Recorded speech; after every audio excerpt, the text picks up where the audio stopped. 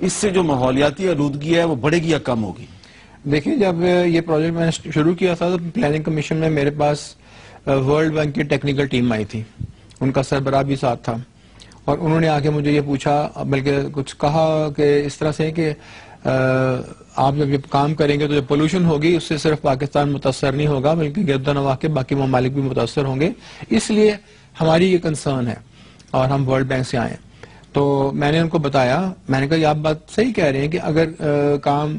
یہ ہو کہ کوئلہ جلا رہے ہیں، دھواں اڑا رہے ہیں ہوا میں اور بجلی بنا رہے ہیں تو ظاہر ہے آپ پولوشن تو بہت پھیلے گی، جیسے کہ ہمارے پڑوسی ملک میں بہت زیادہ ہو رہا ہے۔ میں نے کہا جی ہم جو انڈر گراؤنڈ گیسیفیکیشن کر رہے ہیں اس میں جب کوئل گیس نکلتی ہے اور وہ جلتی ہے تو اس میں کاربن پارٹیکلز بنسبت کوئلہ جلتا ہے اور جو کاربن دھواں نکلتا ہے اس سے تقریباً 1/10 ہوتے ہیں اور بہت کم کاربن پارٹیکلز ہوتے ہیں۔ اس کے علاوہ ہم کاربن ڈائی آکسائڈ جو نکلتی ہے اس کو ہم کیپچر کر کے وہ ہمارا ایندھن کے طور پہ کام آتے ہیں، اس کو دوبارہ گیسیفائر ویل میں ہم انجیکٹ کر دیتے ہیں، تو ہم تو ہوا میں کوئی کاربن ڈائی آکسائڈ بھی نہیں چھوڑتے اور کاربن پارٹیکلز بھی ہمارے بہت کم ہوتے ہیں۔ اس لیے دنیا پوری میں یہ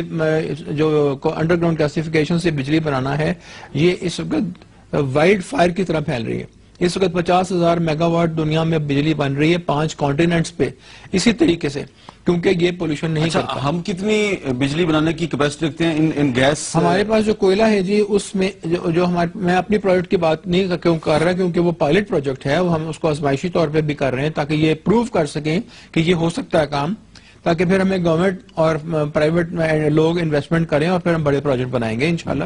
لیکن جتنی بھی اس کی کاسٹ اکنامکس ہے پوری دنیا پہ اس کی ایوریج یہ ہے، اور ہماری پروجیکٹ کی بھی یہی کاسٹ ہے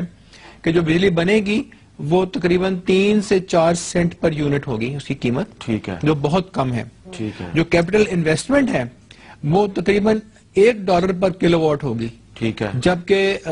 کوئلے سے جو جلا کے بجلی بناتے ہیں وہ $1.6 ہوتی ہے۔ ٹھیک ہے، جو ہائیڈل ہوتی ہے، ہائیڈل الیکٹریسٹی، اس کی $2.3 پر کلو واٹ ہوتی ہے، میں بتاتا ہوں آپ کو، اور جو نیوکلیر ہوتی ہے اس کی $3.5 پر کلو واٹ۔ تو یہ سستی ترین کیپٹل انویسٹمنٹ ہے اور بجلی جو بنتی ہے وہ سستی ترین بجلی بنتی ہے۔ اب میں بتاتا ہوں آپ کو کہ ہمارے پاس کتنا کوئلہ اور کتنی بجلی بنے گی۔ یہ مت بھولیں کہ اس سے بجلی بھی بن سکتی ہے اور اس سے ڈیزل بھی بن سکتا ہے۔ اچھا، 1 سٹیپ پروسیس ہے، اور ڈیزل بھی $17 سے $20 پر بیرل بن سکتا ہے، جبکہ آج تک کروڈ آئل کی قیمت $80 ہے، ڈیزل کو تو چھوڑ دیں وہ تو $250 پر بیرل ہے۔ تو یہ ہے کہ ہمارے پاس جو کوئلہ تھرپارکر میں ہے وہ تقریباً 175 بلین ٹن ہے۔ یہ تو صرف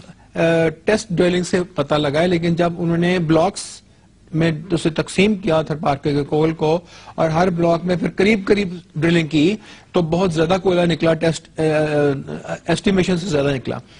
تو اگر آپ 175 بلین ٹن بھی لگا لیں تو ہمارے پاس یہ کیپیسٹی ہے کہ ہم وہاں پہ 500 سال تک 50,000 میگا واٹ بجلی اور ہر سال 100 ملین بیرل ڈیزل بنا سکتے ہیں 500 سال تک اس کوئلے سے۔ یہ 50,000 میگا واٹ بجلی سالانہ، 50,000 میگا واٹ بجلی سالانہ ہم بنا ہر سکتے ہیں وقت ایٹ آل ٹائم رننگ۔ دیکھیں ڈاکٹر سمر مبارک بند صاحب ہمیں بتا رہے ہیں کہ ہم 500 سال تک، اللہ کرے کہ پاکستان اس سے بھی زیادہ سالوں تک قائم رہے،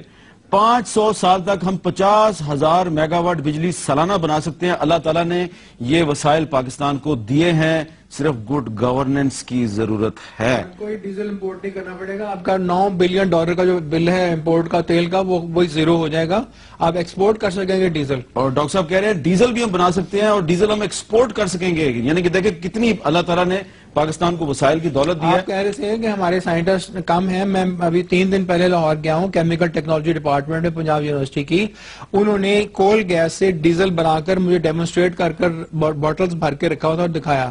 تو یہ ہمارے پاس اپنی صلاحیت ہے، ہم یہ کام خود کر سکتے ہیں۔ دیکھیں پاکستان میں کتنی خوبیاں ہیں، لیکن